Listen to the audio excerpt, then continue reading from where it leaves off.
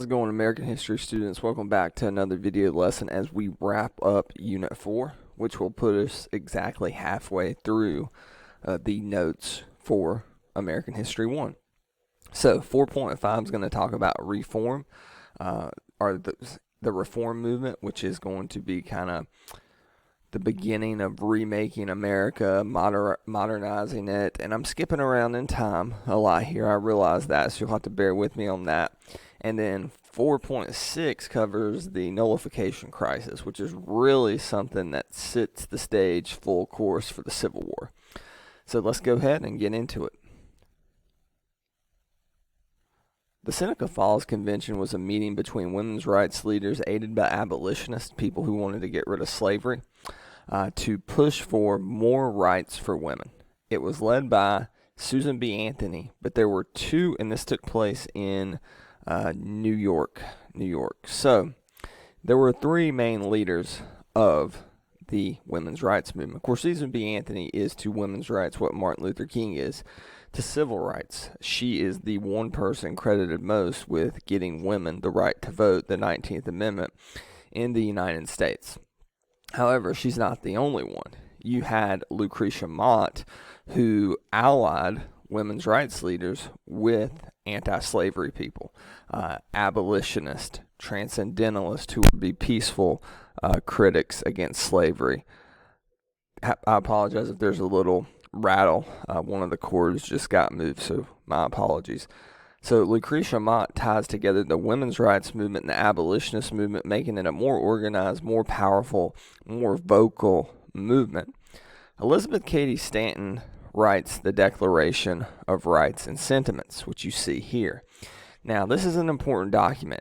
It's the 5 or 6 things that women are demanding. Now, number 1 is the right to vote.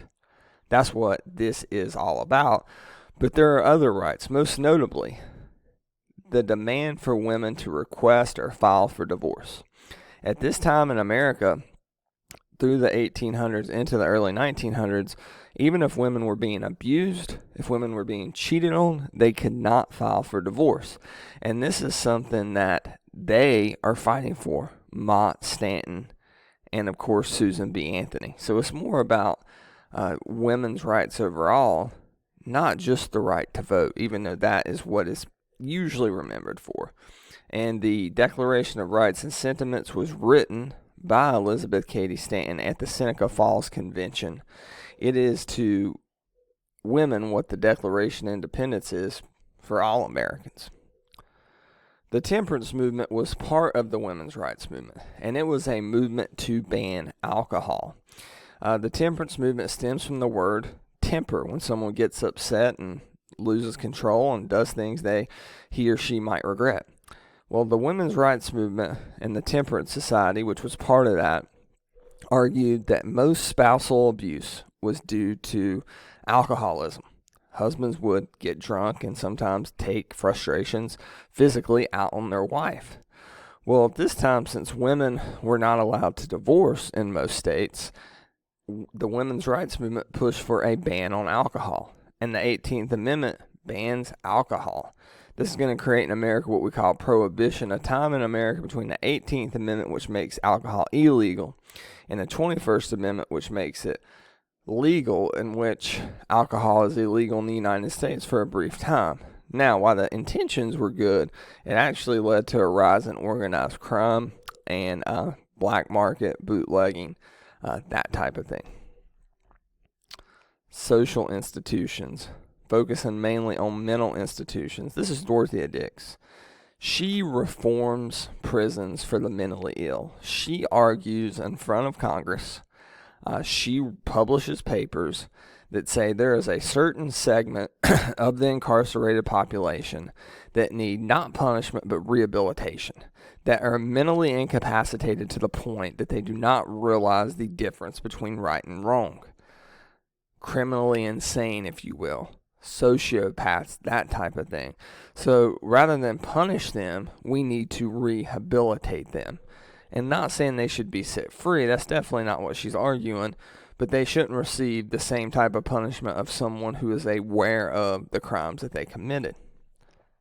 And this leads to was initially called as insane asylums. I guess the more politically correct way to say it would be a mental institution, to take these prisoners who were being abused in prison often and try to treat them from a more psychological perspective.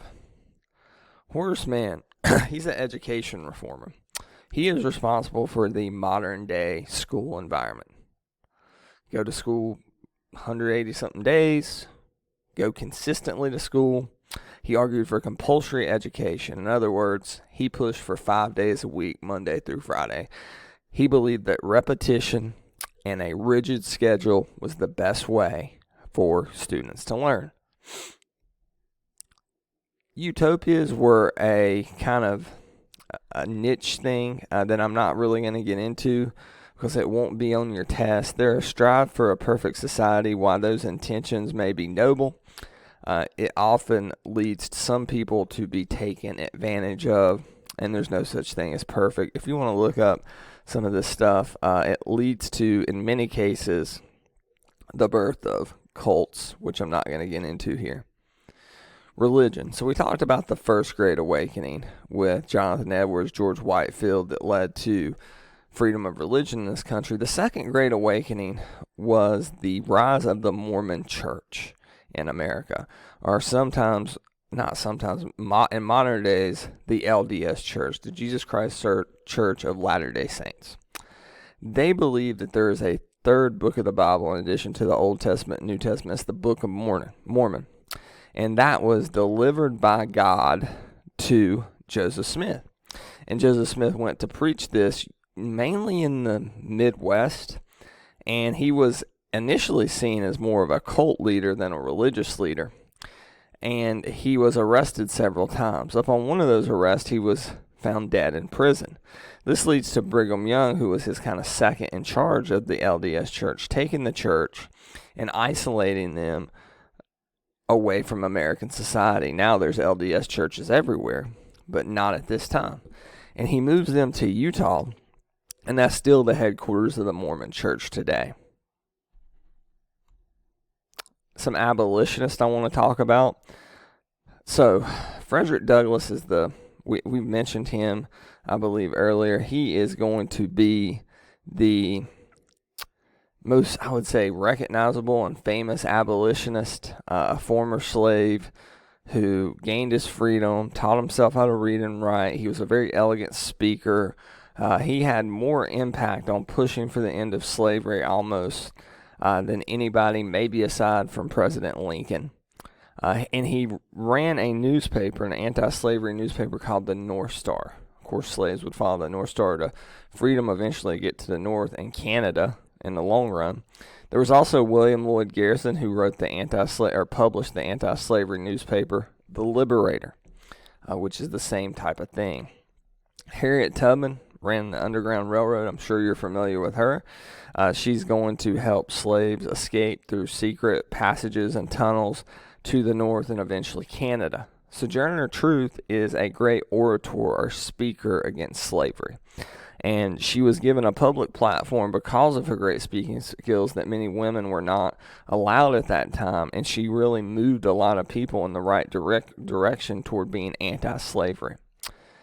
Now, the Grimke sisters are a very unique case. They're twin sisters that grow up in Charleston, South Carolina, one of the worst places for slavery in the United States.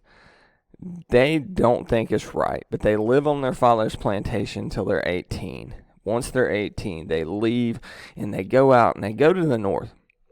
And they begin to tell people about the horrors they have witnessed on their father's plantation and just how evil and cruel slavery really is. The U.S. versus Amistad.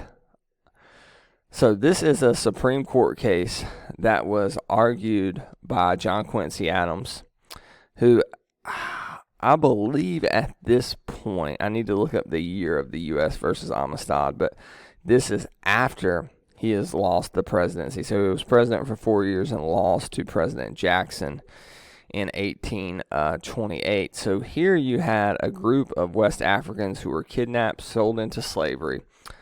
They broke free, killed their crew members. It was a small ship called the Amistad transporting them. That ship ends up making its way to the northeast of America. And they are convicted of murder, and they are trying to argue that they were taken against their will. People came to their home and completely transported them, not across the Middle Passage. Just these were completely free people who were doing nothing to hurt anyone, and they were taken against their will. Of course, that was all slaves from Africa coming to America. But this particular portion of Africa had never really been targeted, so I think that's kind of what made it unique here.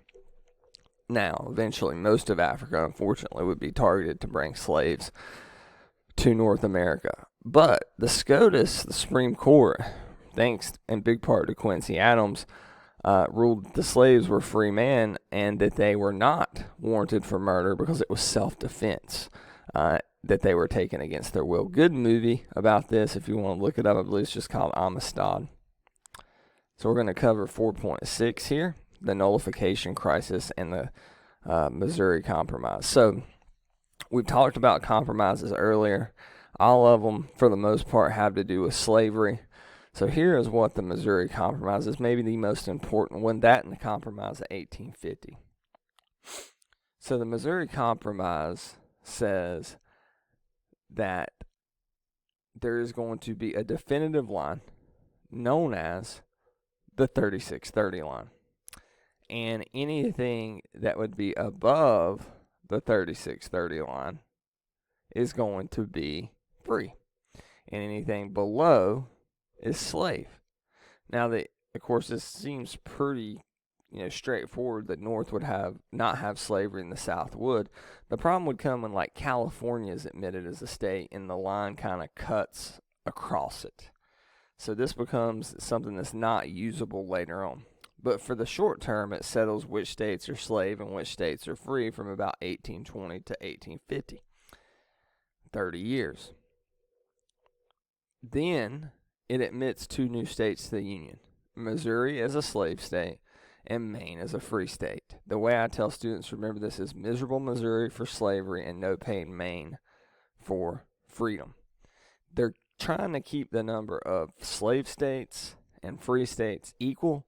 That way, in the House and in the Senate, you have representatives who are both pro and anti-slavery, and one's not outweighing the other. The Nullification Crisis. If you remember, nullification is when a state can declare a federal law invalid. And this is led by John C. Calhoun. John C. Calhoun was Andrew Jackson's first vice president. There was a tariff called the Tariff of 1828. Of course, Calhoun called it an abomination, so he called it the Tariff of Abominations, that was designed to promote people to buy American goods. It actually does well for the North, but kills the Southern economy, because when the South is shipping cotton to France and England in order to make clothing in the first clothing mills over there, they're being charged a big fat tariff and they're losing money. So John C. Calhoun said, here you have a law that targets the South, hurts the North. They should be able to not just nullify the law, but if they will not strike down this tariff, Andrew Jackson, if he will not strike down this tariff, then what should happen is South Carolina should consider seceding from the Union, leaving the United States and becoming an independent country, and anybody who wants to follow can do so. And he writes this in a document called South Carolina Exposition and Protest, turns this into a pamphlet and distributes it across the South Carolina state, the state of South Carolina. Now, this is 1828. South Carolina won't secede until 1861. Right after President Lincoln is sworn in. So this is a long time prior to that, but it plants the seed. It puts the notion in the people's head of South Carolina, that idea of secession. And it's ultimately one of the early indicators pushing America toward a civil war. That's going to do it for this unit of notes. I'll come back with the Unit 5 stuff here as we get into that. Thank you for your time. Please email any questions to bsbell@clevelandcountyschools.org. Please stay safe. Please wash your hands. And thank you so much.